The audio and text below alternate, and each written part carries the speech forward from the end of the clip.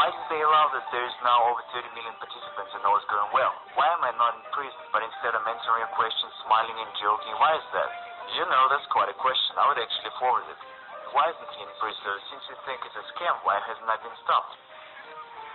So, that's the question. If you're doing the same thing that you went to jail for, why aren't you doing your time yet? I'm wondering myself. SERGEY MAVRODI, as well as myself, we both wonder why he's not in prison yet.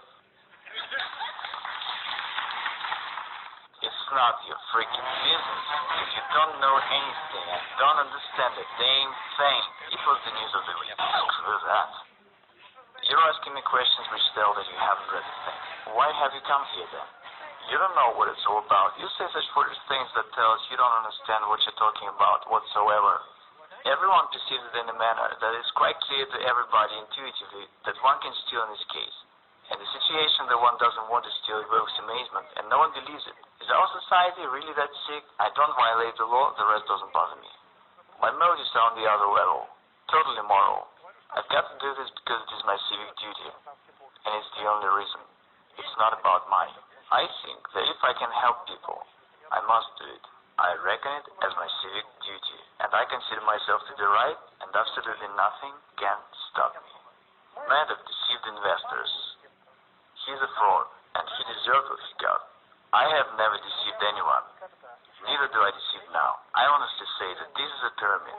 You can lose your money. There are certain risks, no guarantees, no promises. What's the crime here? It is bankers who are the real fraud and swindlers. And they're the ones to send to jail. What sort of country do we have? One does not violate the law, yet everyone's sure they'll go to jail. How come?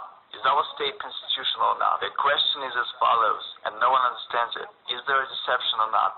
The rest doesn't matter. There is no deception, which means I can do whatever I want to. And okay, don't bring your money. Everyone is honestly warned of everything. I don't violate the law, so what's the problem here?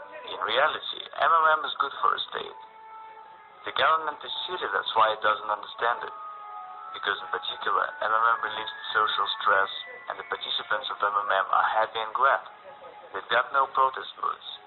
And at that, MMM doesn't require neither expenses nor any trouble. It grows very much like wild grass beside a fence, and everyone's glad and happy.